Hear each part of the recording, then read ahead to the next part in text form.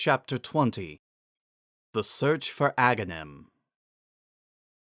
Of all the things that Prince Facade did not want to do, working with the one called Link was at the top of the list.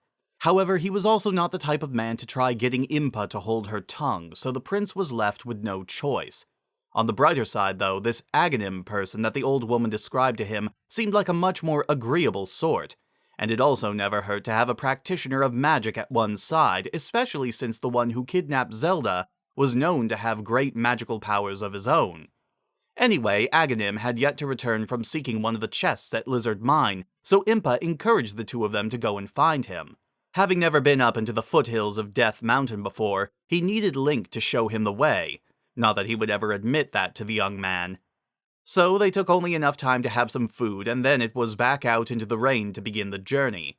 Facade left his horse, Perfection, with the old woman in case for some reason she needed to escape in a hurry, and from there it was a long walk north through the eastern forest. This time, however, the prince was not about to let himself get blindsided like in their last fight, so he kept his distance, his hand on the hilt of his silver sword at all times.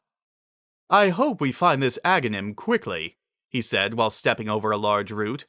"With a wizard at my side, I shall be able to convince Impa that you are no longer needed." "You think so?" Link replied, his own hand on the hilt of his sword. "Well, I hate to break this to you, your lowness, but Aghanim has been my best friend since we were children. If anything, he and I can convince Impa that you are no longer needed. Or maybe we'll just gang up on you and not need to tell her anything at all." Oh, of all the loyal citizens of Hyrule that lived in the rural outskirts, the prince wondered why, oh why, he had to get paired with one like Link. Usually, there were only two kinds of people in his life, the kind who bowed and respected him as they should, and the kind who fell at his blade.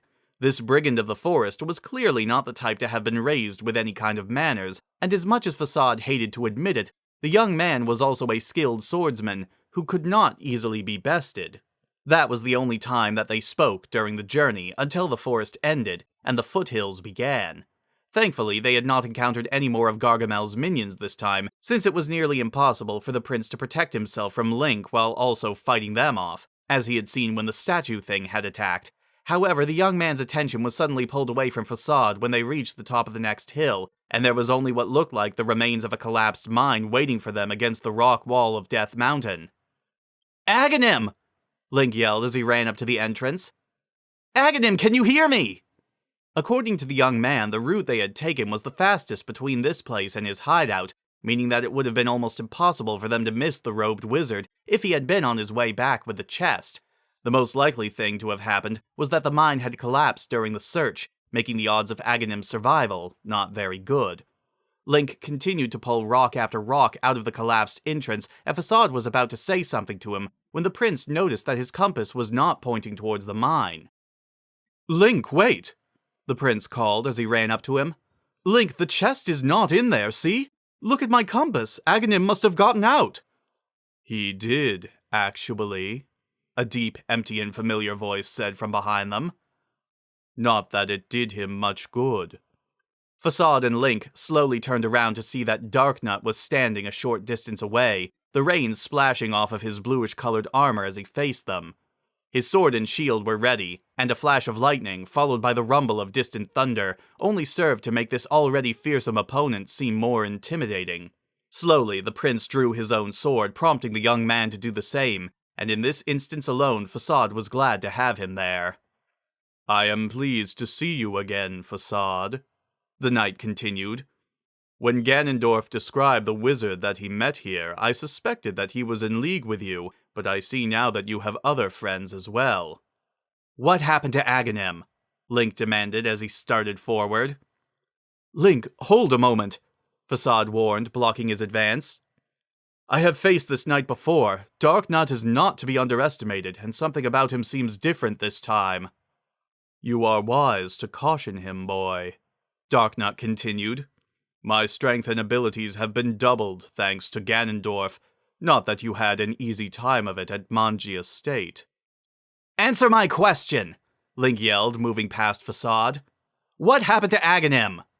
The knight laughed, and then relayed the tale told to him by his master, describing in great detail how the robed wizard was beaten senseless.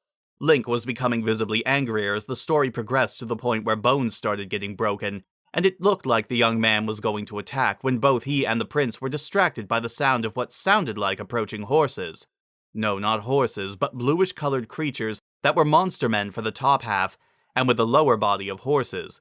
There were about 6 of these Lionels now visibly, each with a sword in one hand, with a second blade sheathed at the other side.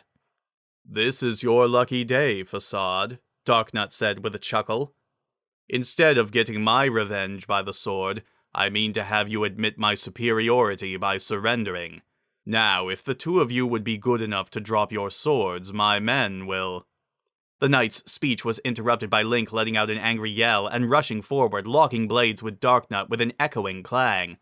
Facade knew that this was their only chance to stay alive, so he rushed to help, but was blocked by one of the Lionels. The creature slashed at him with its sword, which the prince avoided by ducking down, and he was about to make an attack of his own when a second Lionel kicked him with its hind legs from behind. Facade got a face full of dirt as he slid across the rocky terrain, but he wasn't finished quite yet.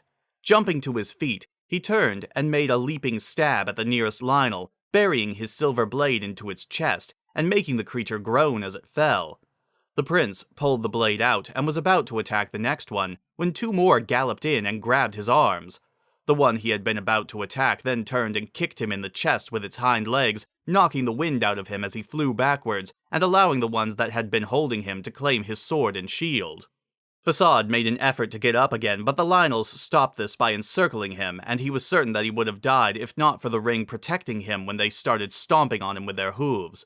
Even with the ring's magic, the prince still felt it every time he was struck, and soon he was unable to fight back. The Lionels got a few more good stomps in before reaching down and pulling him to his feet, where 3 of them completely restrained the prince so that he could see what was happening to Link.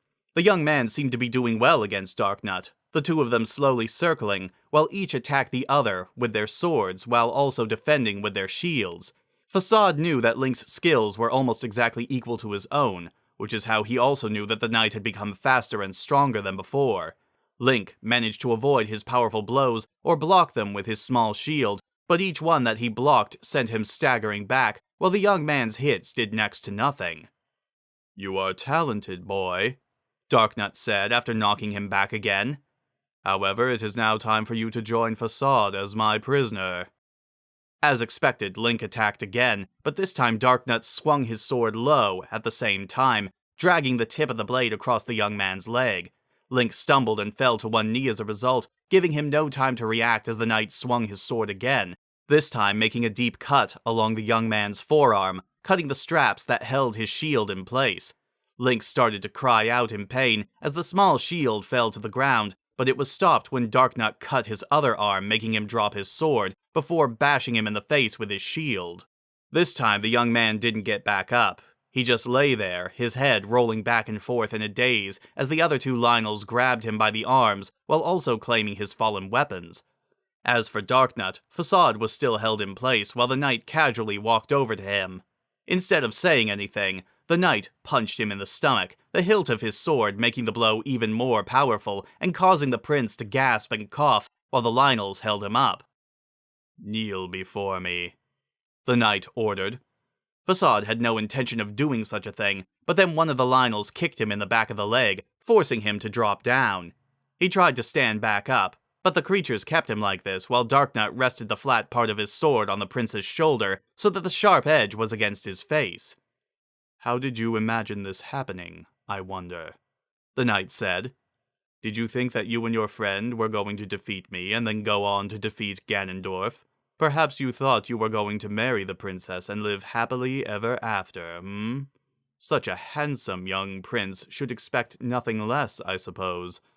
But then again, how would Zelda look upon you if you were not so handsome?" Darknut then quickly pulled his sword back, making Facade taste blood as the blade made a deep gash all the way from his ear to the edge of his mouth. It took a second for the pain to register, but it was cold and stinging when it did, so much, in fact, that the prince couldn't help but let out a scream as the blood dripped down onto his armor. "An improvement, I think," the knight said with a chuckle. "Take them both to the mausoleum." Darknut continued to laugh, and there was nothing that Facade could do as he and Link were carried off by the Lynels.